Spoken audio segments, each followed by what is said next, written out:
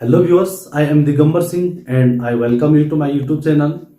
Today I am going to discuss one important topic that is entitled here as articles, जिसको हम हिंदी में अग्र शब्द कहते हैं। जो इसका हिंदी अर्थ है अग्र शब्द, इससे ही हमें पता लग पा रहा है कि ये आगे लगने वाला शब्द होता है। ये किस के आगे लगता है ये हम डेफिनेशन से काफी हद तक क्लियर कर लेंगे। डेफिनेशन है इसकी, an article is a word that comes before a noun to show whether it is specific और general. An article is a word, एक जो आर्टिकल होता है वो एक ऐसा शब्द होता है दैट कम्स, जो आता है बिफोर अ नाउन, एक संज्ञा शब्द से पहले, टू शो दिखाने के लिए, वेदर इट इज स्पेसिफिक, ये एक विशेष नाउन है या एक जनरल नाउन है, एक सामान्य नाउन है। इसको शो करने के लिए आर्टिकल्स का यूज किया जाता है। तो जिस तरह से हमने डेफिनेशन को भी देखा, डेफिनेशन से ही हमें इस बात का पता लग पाया है कि आर्टिकल्स मुख्य रूप से दो प्रकार के होंगे। तो एक स्पेसिफिक शो कर रहा होगा और एक जनरल सेंस हमें बताएगा किसी नाउन का। तो यहाँ पे अगर वेल फ्रेंड्स, मैंने यहाँ पे लिखा है काइंड्स ऑफ आर्टिकल्स। आर्टिकल्स के जो प्रकार होते हैं वो दो होते हैं। पहला होता है इंडेफिनिट और दूसरा होता है डेफिनिट। अब जो इंडेफिनिट आर्टिकल्स हैं वो दो हैं। पहला है ए और दूसरा इसमें एन।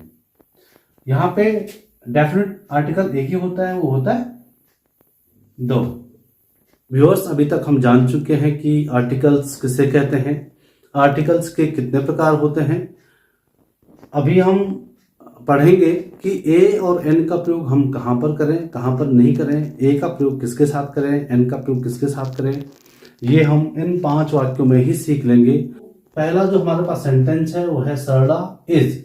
अब यहाँ पे देखिए सरला इज और यहाँ पे है डांसर। तो डांसर में जो डी है ना, ये अगर हम इसको लिखें हिंदी में डांसर। अब हमें इस शब्द को, इस नाउन को देखना होगा, क्योंकि आर्टिकल्स हमेशा नाउन से पहले ही लगते हैं। तो हमें इसको देखना होगा, इसको उच्चारित करना होगा, हमें इसको प्रोनाउंस करना होगा।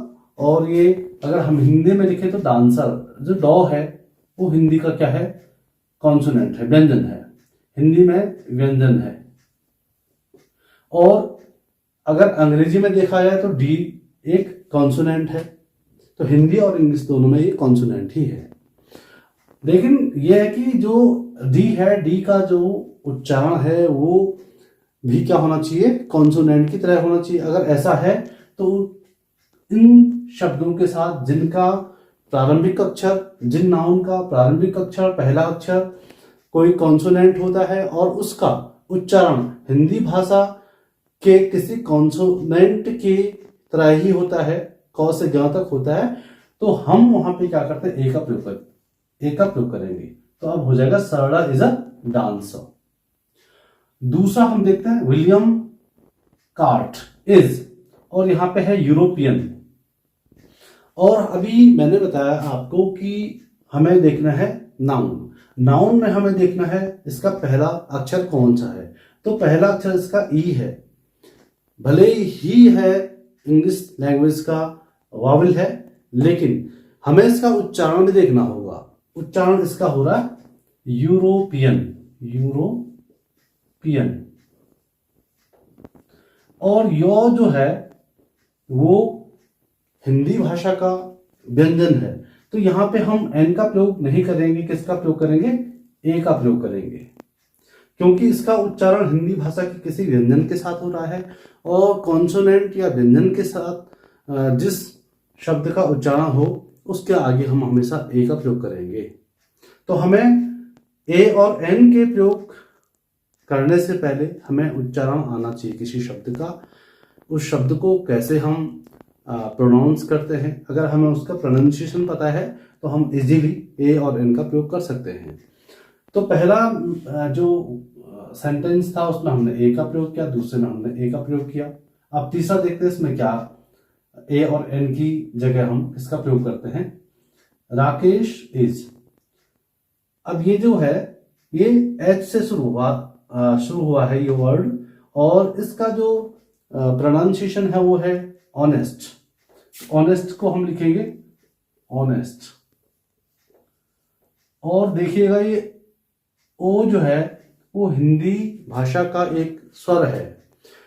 नियम यह है कि यदि कोई शब्द जिसका पहला अक्षर व्यंजन हो या स्वर हो, इससे कोई फर्क नहीं पड़ता है, लेकिन उसका उच्चारण हिंदी भाषा के किसी स्वर के समान हो तो वहां पे हम एन का प्रयोग करेंगे। तो यहाँ पे इसके साथ हम ऑनेस्ट के साथ हम एन का प्रयोग करेंगे।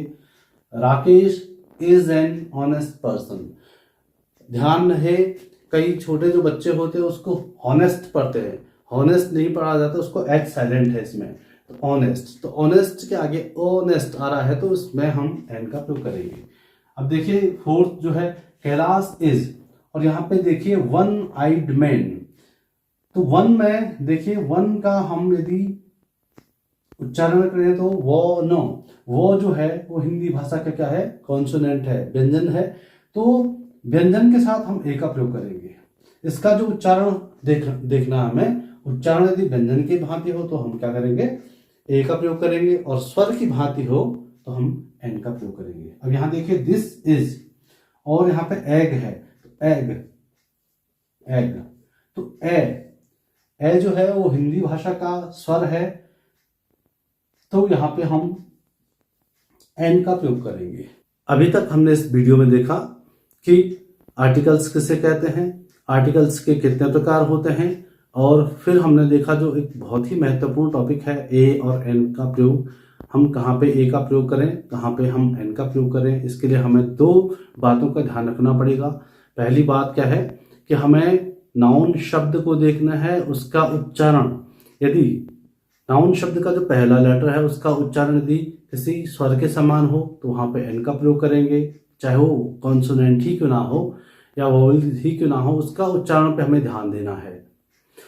तो हम स्वर आने पे हम एन का प्रयोग करेंगे, उसका उच्चारण यदि स्वर हो रहा हो, और यदि उस लेटर का उच्चारण हिंदी भाषा के किसी व्यंजन के समान हो, कॉन्सोनेंट के समान हो, तो वहां पे हम ए का प्रयोग करेंगे।